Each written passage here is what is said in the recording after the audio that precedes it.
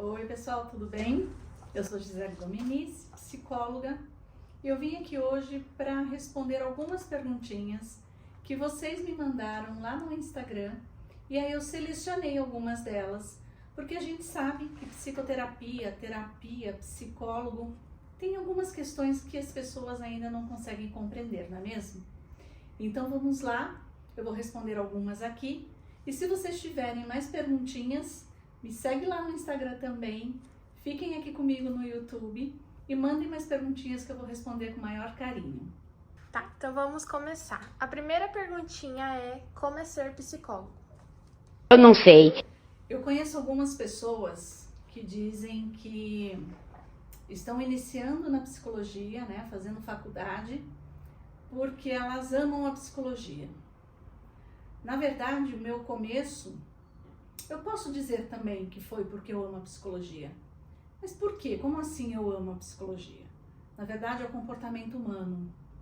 Quando a gente fala de comportamento humano, é tudo muito instigante, como as pessoas agem e reagem ao que acontece com elas.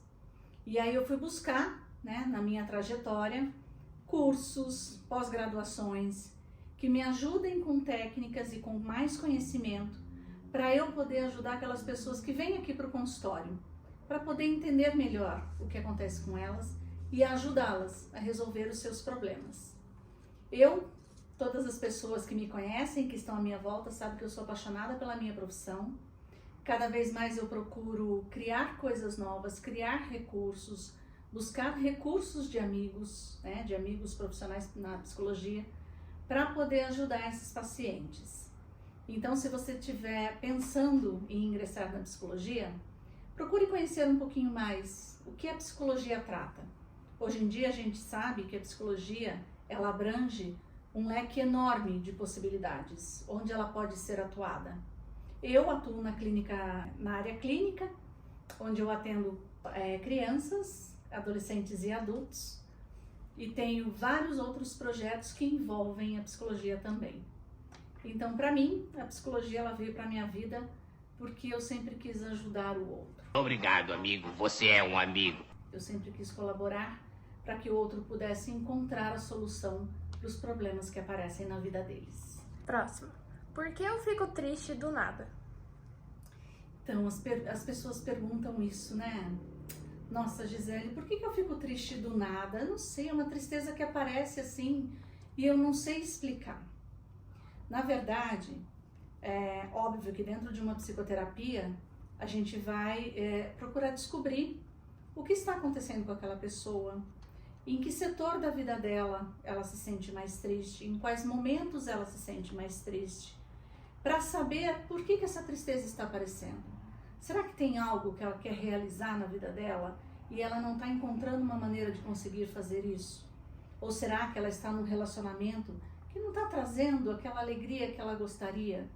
Não está contribuindo para o seu crescimento pessoal, para o seu crescimento amoroso?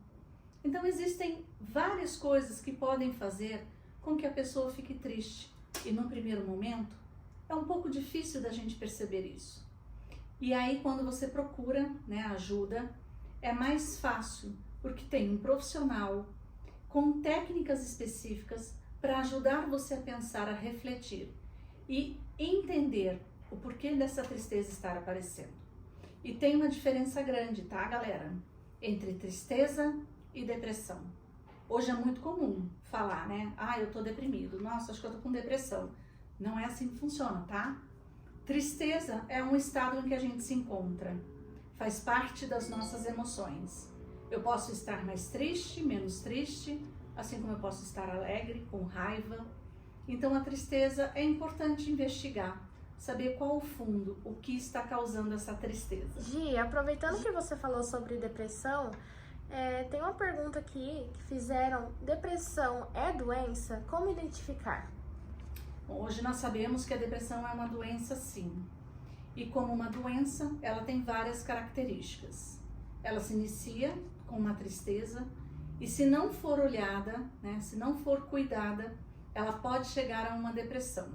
Eu tenho um vídeo aqui no nosso canal, aqui no YouTube, que fala mais abrangente o que é, como se trata, o que eu devo fazer para poder melhorar esse estado da pessoa. Hoje a gente sabe que por conta das dificuldades, por conta dessa enorme informação que chega para todo mundo, isso está confundindo um pouco as pessoas. As pessoas estão um pouco perdidas.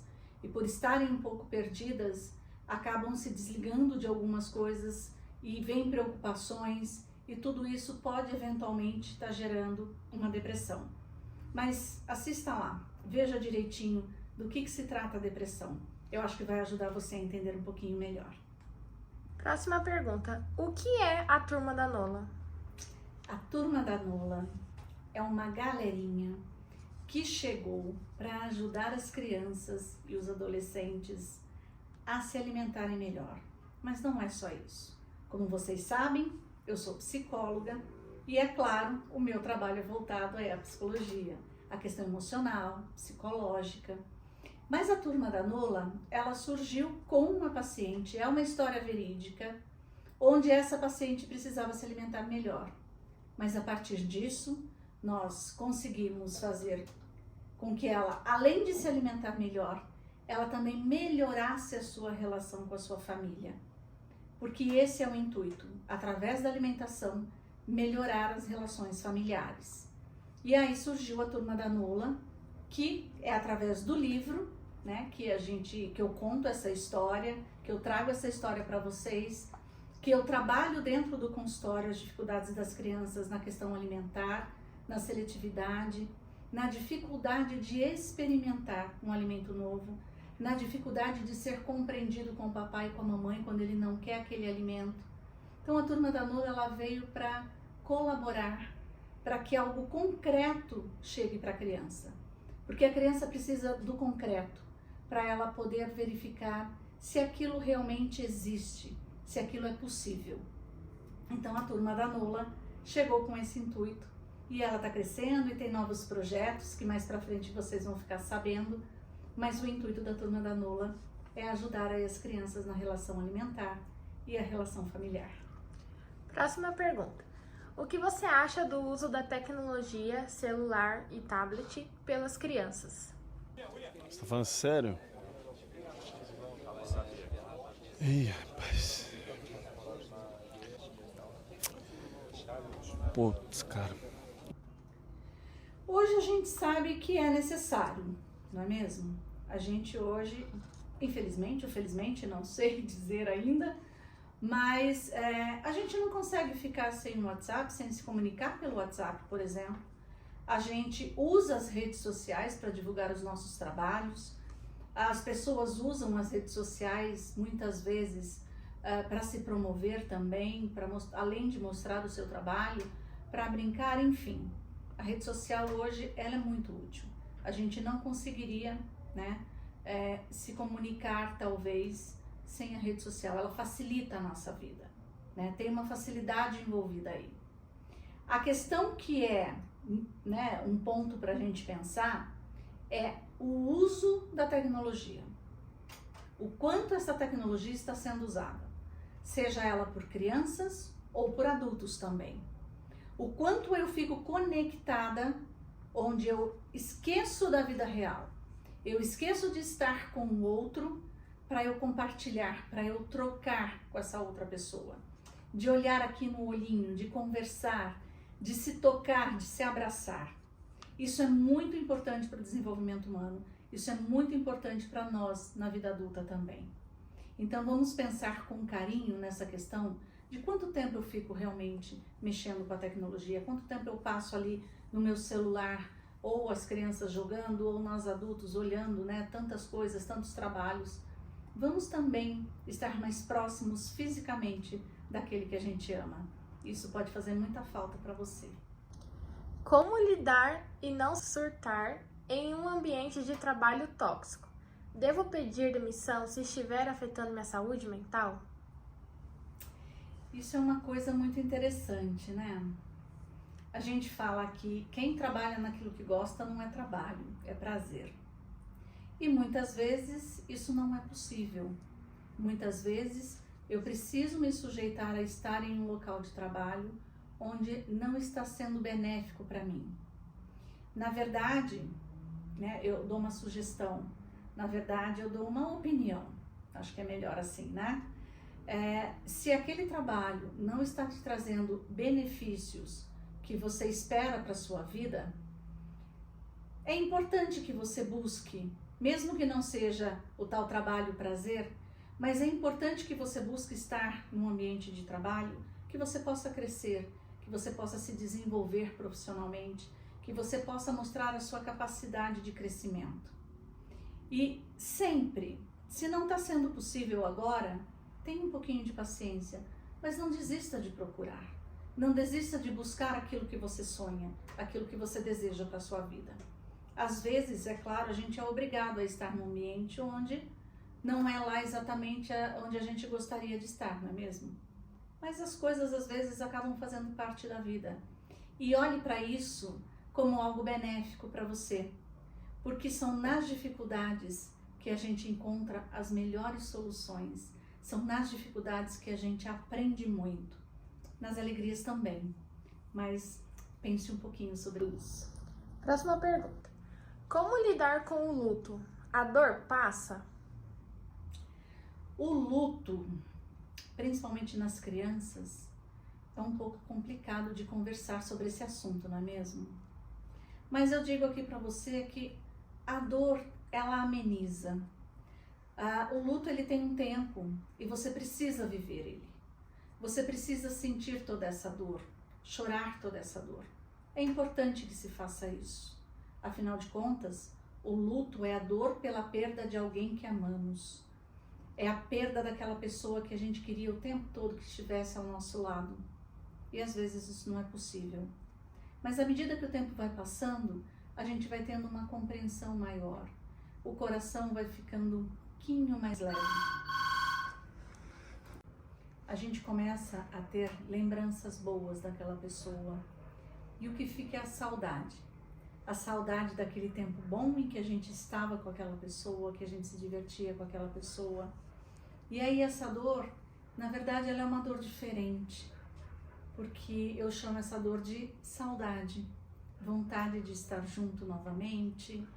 E à medida que a gente vai conseguindo elaborar isso melhor, a gente consegue com que esse luto se transforme. E essa saudade vai ficar para sempre. Próxima. Qual a sua opinião em relação ao aumento de diagnósticos de doenças mentais? Aqui a pessoa colocou entre aspas doenças mentais, como TDAH, TOC, ou também relacionados com a alimentação, como disformia corporal, anorexia, bulimia, principalmente em crianças e adolescentes. É doença mental ou transtorno? São duas coisas diferentes, mas os dois são transtornos. Transtorno alimentar, que tem a ver com essa disformia que ela está falando, tem a ver com anorexia, bulimia, e cada uma, dentro da sua característica, tem sintomas diferentes. Quando a gente está falando de TDAH e essas outras questões, também são transtornos, mas são transtornos relacionados a outras coisas. Quando a gente fala, por exemplo, do TDAH, que é transtorno de déficit de hiperatividade e atenção, isso tem muito a ver com a memória, com a agitação, com a hiperatividade. Isso geralmente se percebe ou é diagnosticado quando criança, mas adultos também, hoje em dia, tem aumentado muito, né, o diagnóstico para TDAH para os adultos. Com relação à questão alimentar, aos transtornos alimentares, isso também, eu não sei se é que tem aumentado. Eu acho que à medida que as informações vão chegando para a gente tem mais clareza. Então é mais fácil da gente compreender aquilo que está acontecendo. Até por conta mesmo de eu entender como que é esse processo. Vamos pensar que se eu não tenho conhecimento daquilo, se eu não sei o que é aquilo, não se fala muito, não se comenta muito sobre o assunto. Mas à medida que as pessoas vão tendo mais conhecimento e a questão da psicologia está trazendo todas essas questões, principalmente, né, como a gente estava falando agora há pouco, num outro vídeo, estávamos falando sobre a questão da tecnologia, Isso é uma coisa boa. A tecnologia nos trouxe essas informações, mas é óbvio que é importante que as informações corretas e sobre cada pessoa seja feita por um profissional da área da saúde. Que isso seja feito de forma séria, correta, individualmente. Cada pessoa é um ser diferente do outro. Muitas vezes as pessoas são diagnosticadas com TDAH e na verdade não é um TDAH. Eu posso ter uma criança mais esperta, uma criança que seja mais feliz, mais brincalhona. Isso não significa necessariamente que ela tem um TDAH. Como eu expliquei aqui no começo, a gente sempre tem questões específicas para cada transtorno. Cada um deles tem as suas questões específicas. Então é necessário olhar o todo dessa pessoa. O que está acontecendo com ela, como ela está se portando, como está o comportamento dela, se ela está dormindo direito. O sono é uma das principais questões quando a gente está falando do TDAH. E se todos esses sintomas acontecem em vários setores da vida dela. Porque se for em um único setor, numa única situação, então o profissional que está cuidando dessa pessoa vai verificar e vai ajudar a filtrar isso e entender melhor por que naquele determinado caso isso acontece. Então é muito importante, gente, e eu deixo isso daqui como um alerta para vocês. É muito importante que se você estiver sentindo qualquer coisa que esteja relacionado a esses transtornos, procure um profissional. Vá atrás de ajuda. Não fique ouvindo Google, não fique pesquisando no Google, perguntando para vizinho, perguntando para amigo. Você pode sim ter um apoio do amigo para poder te acompanhar, se você não tiver força suficiente ou coragem suficiente para você procurar um profissional da área que possa te ajudar. Mas lembre-se, somente um profissional da área da saúde, um psicólogo, um médico, é que vai poder diagnosticar através de exames, através de anamnese, para poder saber se você realmente tem qualquer um desses transtornos. A próxima pergunta, acho que é uma das mais curiosas. Para tudo aí! Como você aguenta ouvir tantas questões dos outros sem se envolver nas histórias? Você sabe que essa pergunta, algumas pessoas já me fizeram. Nossa, Gisele, como que você consegue depois sair sorrindo do consultório, levar sua vida normalmente, naturalmente? E eu vou dizer uma coisa para vocês. Quando a gente estuda, quando a gente vai fazer a faculdade, vai buscar todo esse conhecimento, a gente também aprende sobre muitas técnicas. Lembra que eu sempre estou falando aqui que o conhecimento é importantíssimo para a gente? Então, isso não significa que eu sou uma pedra de gelo e não sinto. Eu sinto. Às vezes eu fico aqui com o coração apertado. Às vezes, dependendo do caso que chega pra gente, dá vontade de chorar. Mas eu sou uma profissional que estudei, que busquei conhecimento, para eu poder estar ali e ajudar aquela pessoa.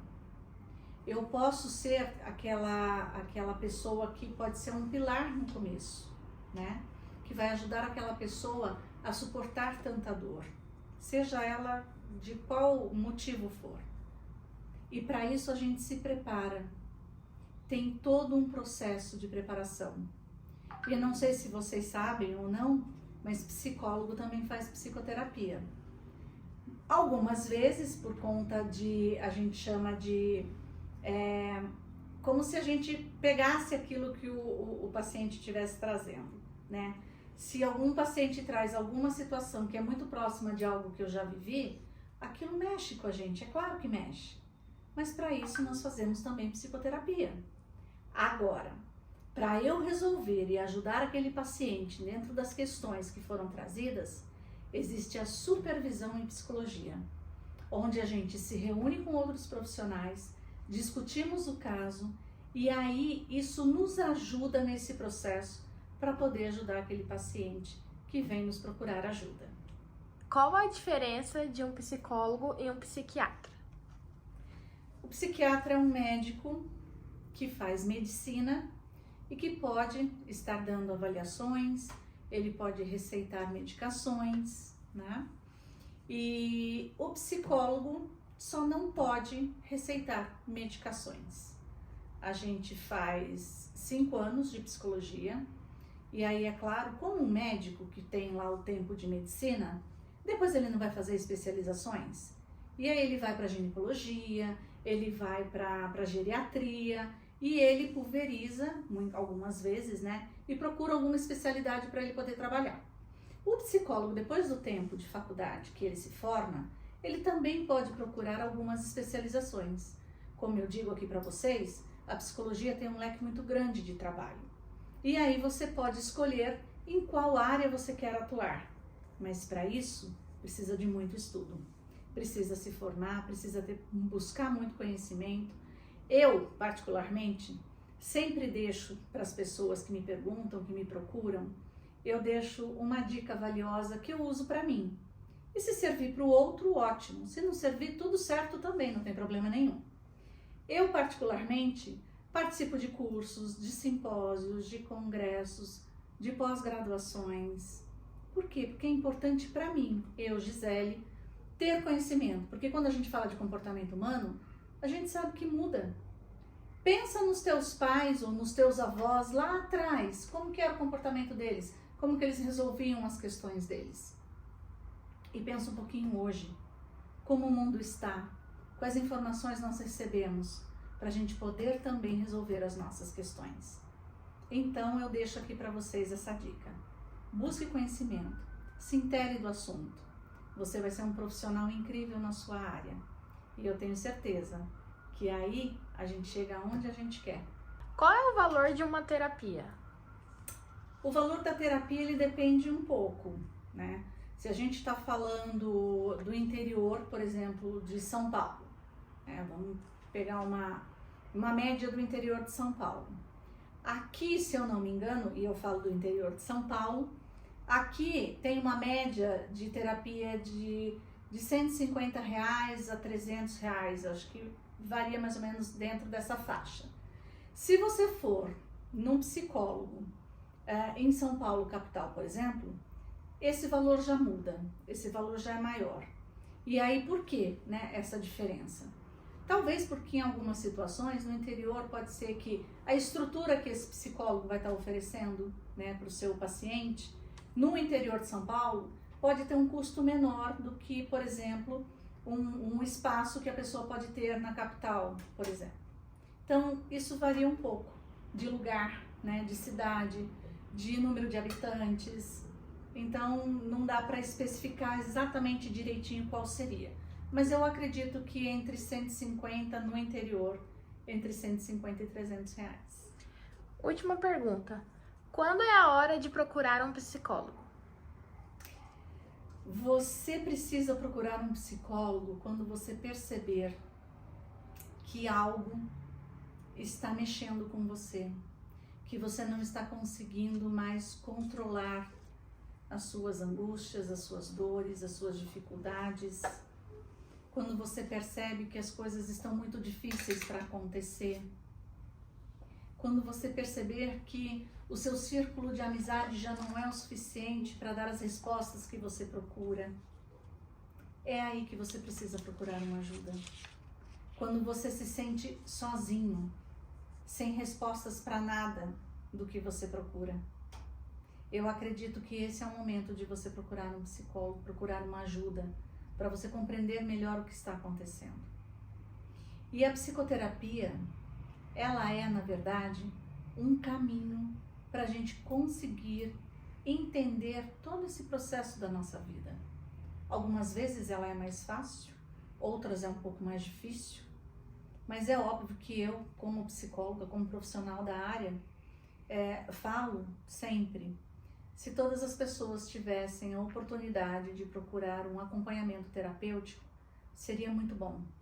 E te falo mais, não só para as dificuldades, não só para as coisas difíceis, mas às vezes alguma coisa, sei lá, preciso mudar de emprego, quero ir para outra área, ou qualquer outra coisa que possa aparecer na minha vida que me instigue a mudança. Então, sempre que a pessoa precisar e tiver alguma mudança na sua vida, e não só, né, como eu disse agora, coisas ruins, mas quando coisas boas também estão para acontecer. Às vezes a gente precisa da opinião de um profissional que nos ajude a pensar, a separar exatamente o que eu quero para minha vida. Então fica a dica aqui para vocês. Se vocês se sentirem assim, procure um profissional. Ele vai poder te ajudar muito. Muito obrigada. Eu tô aqui para vocês perguntarem o que vocês quiserem. Eu vou procurar responder aqui o quanto antes. E ó, não esqueçam, tá? Me sigam lá no Instagram e continuem curtindo aqui o nosso canal. Smile so big, I wanna take a picture. Nothing can replace the feeling when I'm with you.